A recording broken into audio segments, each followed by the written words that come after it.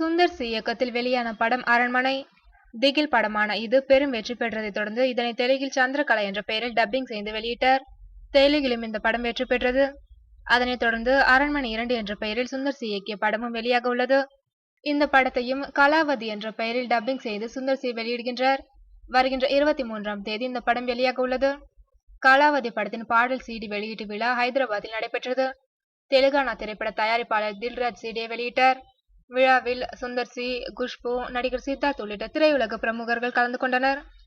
விழாவில் சித்தார்த் பேசுகையில், ரஜினி, கமல் ஆகியோரை வைத்து படம் தயாரித்து வந்த சுந்தர் சி தற்போது என் போன்ற நடிகர்களை வைத்து வெற்றி படங்களை தயாரித்து வருகின்றார்.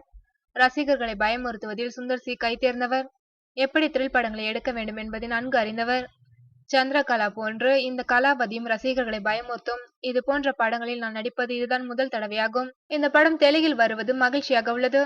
நான் இந்த ஊரை சேர்ந்தவர் என்பதால் ரசிகர்கள் இதனை வரவேற்பார்கள் என்றார். வருகின்ற 23ஆம் தேதி படம் வெளியாக உள்ளது குறிப்பிடத்தக்கது.